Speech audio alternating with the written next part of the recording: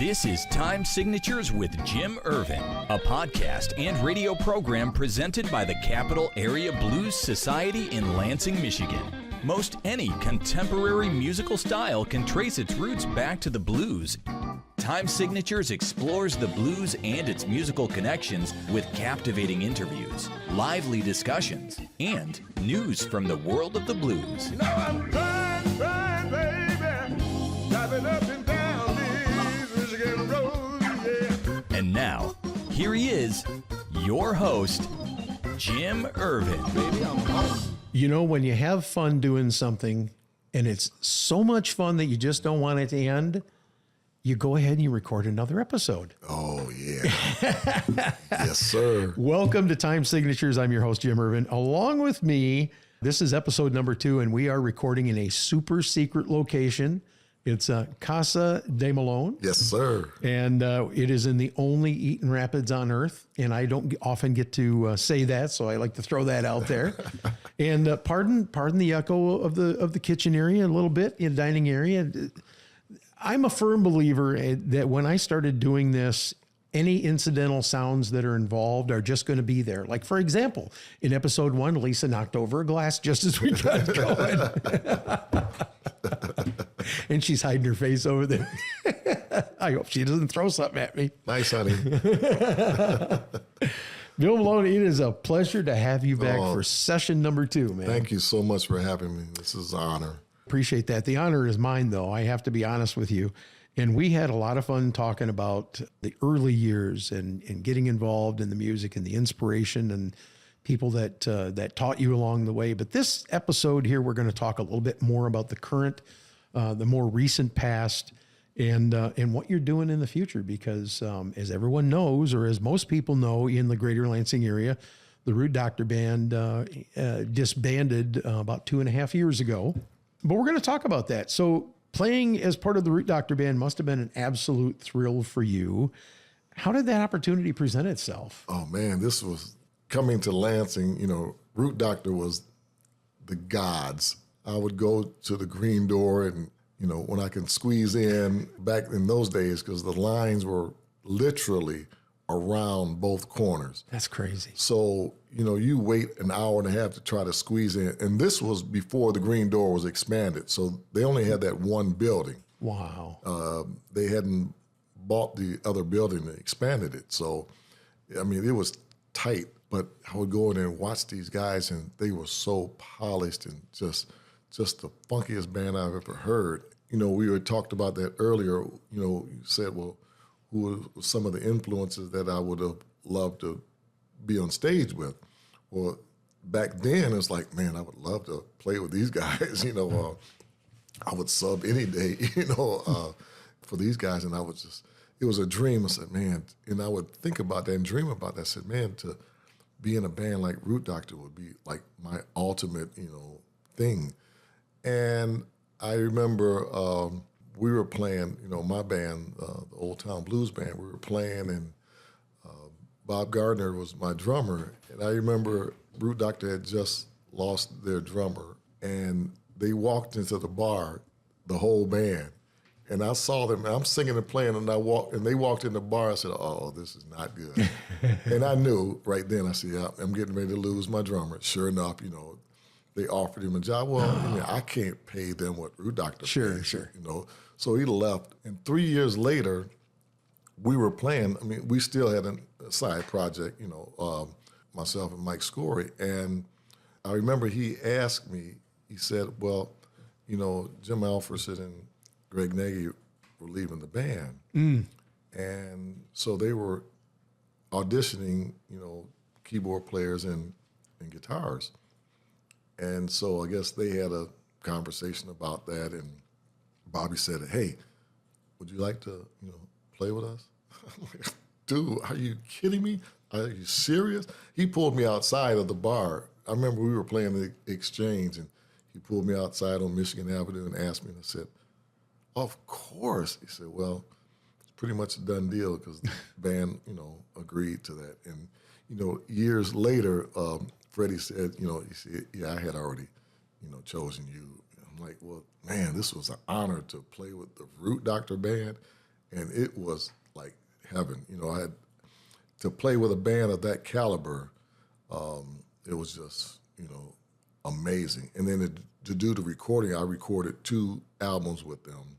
That was amazing. So, Now, which albums you got to share? You got to share that. Joy and New Attitude, yes. And New Attitude, my lovely wife, she wrote 6 songs on that album. Oh man!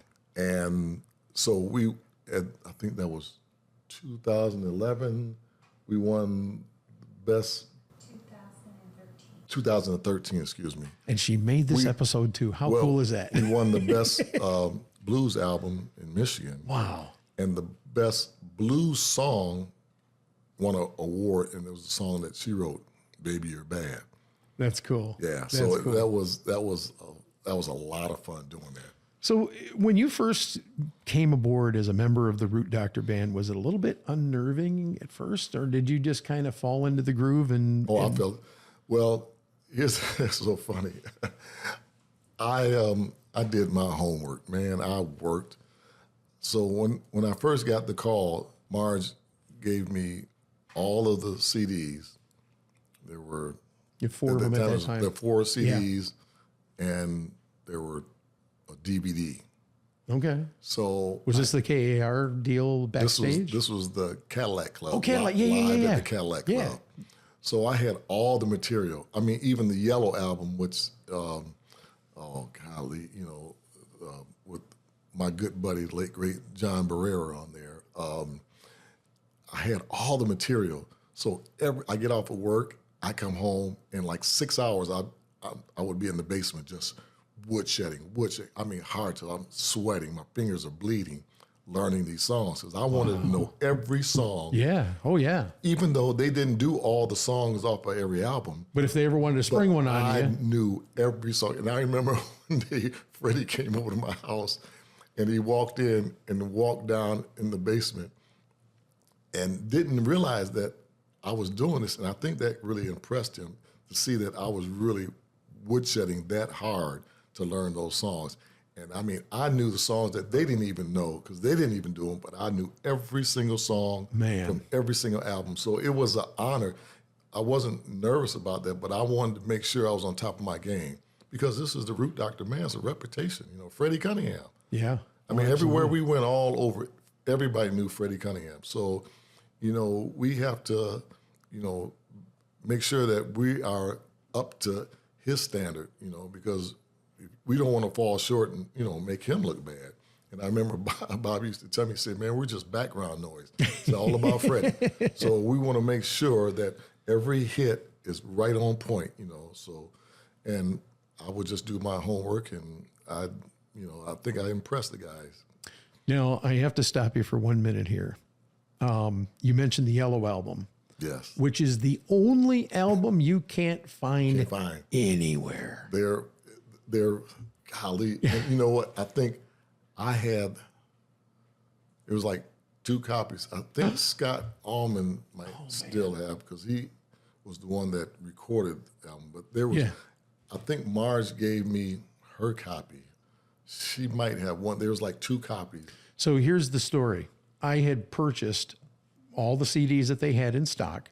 A copy of each that they had in stock. There were a couple that they didn't have, a couple of the older ones. And I was able to find them on Amazon. And Marge was really impressed. She says, "You found those on Amazon?" And I said, "Yeah. The only one I can't find is the Yellow album." You won't find it. So God bless this woman. She brought me a pen. And she said, "You should stick that in your computer. I think you'll like what you find." And it was a copy of the Yellow album on a flash drive embedded in this pen from WKAR. Oh, wow. So I'm not giving up hope. I'm still hoping that one day I will find a copy floating about. And I'm dedicated, okay? Oh, yeah. I know where to look, and I'm trust me, when I find it, you'll know about it. Oh, man. Yeah, there'll be pictures of me going, "I got it." Now, you talk about a classic. Oh, yeah. To me, that's like. And that's The Doctor Is In, right? Oh, yeah. That's the first one. Doctor's the first one. Oh, yeah. Yeah.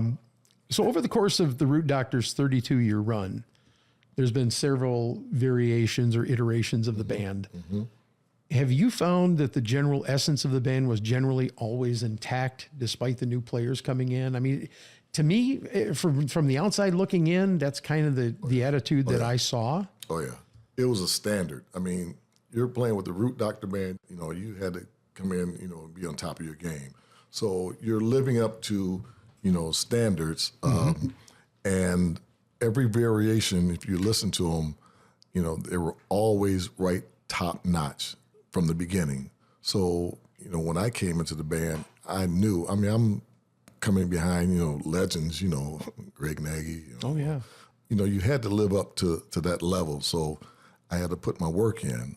And, we try to keep, that high standard, as it's always been for the past 32 years. And I think we did a pretty good job. Yeah, I think that the listeners would agree with you. The people who have come out to your shows certainly do. As a matter of fact, I'm gonna touch this area here. We're closing in on 3 years, or real close to it, since Root Doctor disbanded. And of course, they had a phenomenal run in the greater Lansing area and throughout the state of Michigan.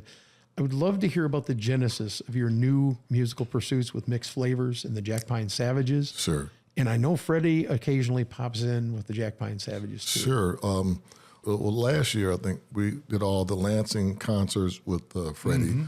And I never got to one of them. Yeah. As a matter of fact, we just played Cherry Creek Winery, and Freddie played with us, the Jack Pine Savages, and it was a great show. It's always a fun, it's Freddie, so he can. I was going to say, he's what, 76 or something like that? Or no, he's a little older than that, isn't he? Yeah, he'll be 80 this year. He'll be 80, yeah. He hasn't missed a step. No, and he didn't. I mean, it was phenomenal. I mean, we had such a good time. Freddie he's Freddie, so he can play with anybody. It doesn't matter. He's played with everybody. Once he opens up his mouth, he has everybody in the palms of his hands. So he's, just that guy. Yeah. But we've had a lot of good times, with him, with Jack Pine and Mixed Flavors. It was something that, just a project that I wanted to do for a while and just do something different, always wanted to have a funk band and do, funk. And so with the players, we've been together, like Eric and Mocha, Gino. I mean, we've been around, like me and Eric go back 30 years. And, Mocha and Gino, we've been together for so long. It was kind of like a perfect blend. We blended together and we all wanted to do the same thing. And I think it's working out pretty good. And now that I have a new addition, my cousin, Larry Sumner, he's 27 years old, and he's just... You cut me off of the past. Go ahead, man. Oh, my God. He is just amazing. Nothing short of amazing. No, and seriously. I was going to say, Mixed Flavors, to me, was damn close to perfect, but I think Larry just shoved you over the edge. He was the icing on the cake with the cherry. Yeah. Yeah. I mean, from the first time I got to see him, and Mocha wasn't there, and I'm thinking, where the hell's Mocha? They get rid of Mocha? Where's Mocha? You know? Oh, no, he's not feeling good. But Larry, I got to experience Larry Sumner for the first time, and I was just blown. My hair, which I don't have any hair on top, the stuff on the sides was blown back. Yeah. He was incredible. Oh, yeah. And he's just like everybody that I've been exposed to through the greater Lansing area in the blues, personable, friendly, down to earth, not full of himself even a little bit. And he certainly has the right to be. Yes. Oh, no, he's very humble. Don't get a swelled head, Larry. I know you're listening. His roots, his family, they are, this very strong, tight knitted. His dad, God rest his soul, was very instrumental in his, upbringing, his musical career. His mom is they're so humble, so they raised him right. I mean, he's just a very personable, young man, outside of being just so talented. He's very grounded. It's hard to find musicians like that. When they're that good, your head kind of swells. He's old school, isn't he? He's an old soul at 27. Yes, I agree with that. And I tell him all the time, I said, dude, and he knows the history. That's the thing about, his dad brought him up like that. And it's just amazing to be that young. I said, I always tell him, I said, man, I wish I had an inkling of the knowledge that you had at 27. I mean, I was just young. We just wanted to play rock and roll loud, you know. But that was a different era, you know, Yeah, in the absolutely. 70s. Now, I got to shift gears a little bit, but we certainly agree with Larry being part of the team, and I mean that with all my heart. He's a wonderful member of Mixed Flavors, absolutely. Now, I need to shift gears, as I said, and your lovely wife Lisa told me I absolutely must ask you about your extended chat with the legendary B.B. King. I can't even imagine how that unfolded. How in the hell did you get away with it? Tell me, I want the details. Well, back then I was board member with the Capital Area Blues Society. I think I was board member like 10, 12 years, something like that. So we brought him into the IHM Theater Arena in East Lansing, Michigan State. Wow. And so, you know, my job was to be the host, and we put together this welcome basket for him. And when he came in, you know, I spoke with his manager, which was his son, his road manager, and said, well, you know, I'm here representing Capital Area Blues Society, who brought you guys in. I asked him, I said, did you receive the basket? Because we sent it over early. He said, yeah, baby, you know, received the basket. I said, well, you know, I'd like to do, you know, an interview with him if that's possible for Cap's, you know, newspaper. Sure. So he said, come back behind stage at the end of the show, and we'll take you in the green room and meet him. So we went and did the show, and I think that was his 80th birthday, and went through the show. And so after the show, we went back behind the stage, and the manager took me back in the green room, and BB was sitting there, and I walked in and, you know, shook his hand. Hey, Mr. King, you know, Bill Malone from the Capital Area Blues Society, and also a guitarist, you know, Old Town Blues Band, and blah, blah, blah. So he said, all right, hey, come and sit down. And all right, so we're sitting and talking, and he's just talking and telling all the stories and everything. And, you know, after, I think I sat there for probably 45 minutes with him talking. He happened to be a diabetic. I'm a diabetic. So we're talking about airplanes and golf. We hadn't even gotten into music stuff, because everybody asks the same questions everywhere he goes around the world. And so we're talking about, you know, airplanes to golf balls, and me being I said, well, B, you know, I'm a diabetic. So how do you do this? You know, what hand do you prick? So, I never prick, you know, my money hand. I always use my other hand. So he was giving me tips and, you know, diet and all that good stuff. And so I'm looking at it, I said, well, B, you know, and there was a line of people standing outside waiting to, because he was doing a meet and greet. Yeah. And these guys were, you know, they were all my friends, you know, out there giving me the finger and everything. Like, dude, giving you you a stink eye. Yeah, because they figured, you know, I'm taking up all the time. And so I get up. I said, well, B, said, you know, you have a line of people out here that, you know, want to be. He said, look, son, let me tell you something. He said, I played 90 countries. I played for kings and queens, presidents, all the royalty. He said, when I find an audience that I enjoy and I love and want to entertain, he said, don't worry about those guys. I will meet every single one of them. He said, you sit back down. So he took a liking to me, and for the next hour, I sat down there with him. So wait, you weren't with him for 45 minutes. You were there for an hour and 45? Yes. And trust me, all the time I'm sitting right next to him, talking to him. I'm looking at the, you know, all my friends outside. Oh, they were really giving me the finger and the stink eye, and they were pissed. You know, long story short, after I left, he did meet with each and every one of those guys. That doesn't surprise me. But, you know, and so at the time, you know, we're talking, he was giving me just, you know, all kinds of pointers. He said, yeah, you know, there's a lot of young, really good guitarists out there that play real fast and, you know, all this. And he said, but what I try to tell these young guitarists is, you know, you have to learn how to phrase each note that you play. He said, that's how I developed the vibrato.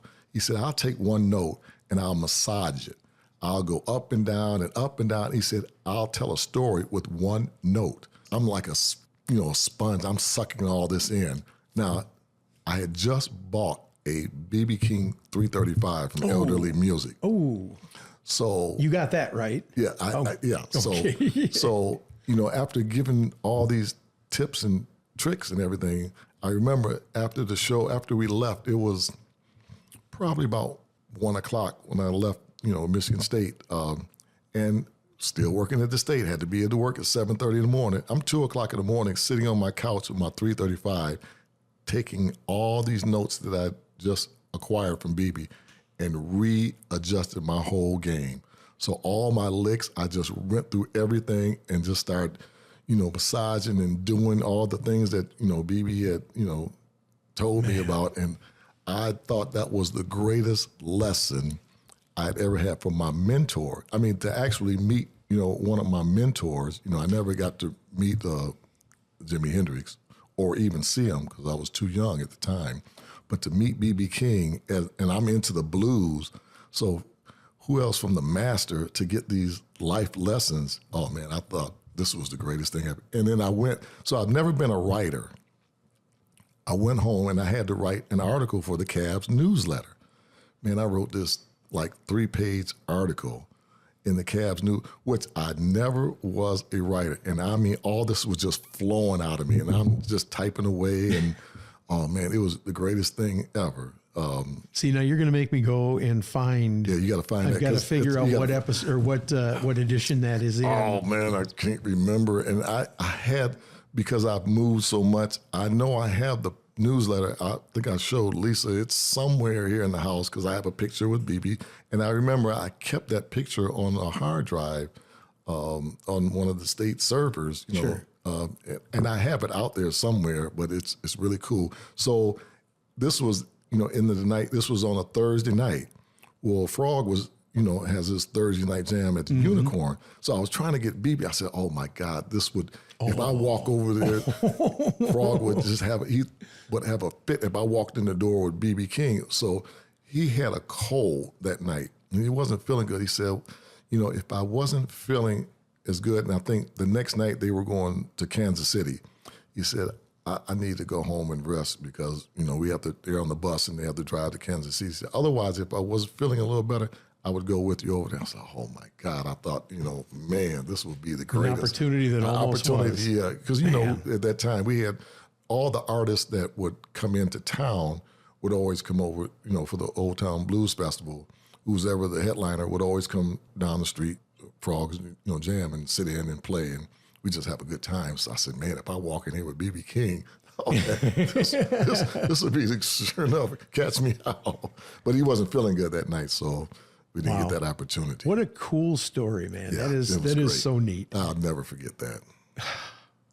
And like I said, I need to go find the edition of the newsletter. Yeah. And I made a note for myself here to do it because I did find an article that I actually posted on Facebook when you joined the band. Mm-hmm. So I found that one. Okay. So I know it's going to have to be after that. Oh, yeah. So yeah. I just need to dig around a little bit. Yeah.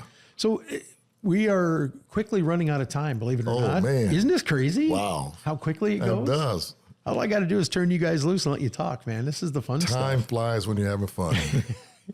So describe your creative process when you're writing music. Is it lyrics first? Is it music first? How do you approach it? Usually it's music. I always have to rely on my wife for the lyric because she is a writer. She's an English major and writing is her jam. So she always comes up with the lyrics and she writes these great poems and just words are her, her thing. So I do the music and she would do the words. So music, even the 2 songs that I wrote for Root Doctor on the last album, the last 2, they just come to me, in my head, like probably most, artists, in the middle of the night. The licks come to me and you get up and try to lay it down. Tempered by B.B. King, somewhat. Oh yeah, and find it. Well, then, our cell phones, had the recording device on it. So you have to kind of capture some of it so you won't forget, But usually that's how I do it. I do the music first. Okay. Mm-hmm. Any advice that you would have for aspiring musicians that are listening to the program today? Any sage advice? Well, my thing is, just like I've always learned, do your homework. You don't go out there and just wing it. If you're going to do something, make sure you do it right. Give it the love that, because music is all about love. It's a feeling. So, you have to have that feeling, and you need to nurture it, and you need to make sure you hone, your craft to be the best you can. That's usually what I tell young musicians. Very cool. Bill Malone, it has been an honor and a privilege to have you here on Time Signatures today. I can't tell you how much fun I have had listening to your stories, and especially the B.B. King story. Lisa, I thank you so much for putting that nugget of information in my ears so that I would ask about it. Absolutely. But we got so much more out there that we might have to bring you back again sometime. Sure. Oh, this will be an honor to do it. Well, definitely an honor to have you here. We would like to thank everybody for listening, and we will see you on the next round. This has been Time Signatures with Jim Irvin, presented by the Capital Area Blues Society in Lansing, Michigan. For more information on cabs, visit capitalareablues.org. You can find this episode and past episodes at lccconnect.org. The Time Signatures theme song, Michigan Roads, is used by permission and was written by Root Doctor, featuring Freddie Cunningham. I'm trying, baby, driving up and down these Michigan roads, yeah. Until next time, keep on keeping the blues alive. Baby, I'm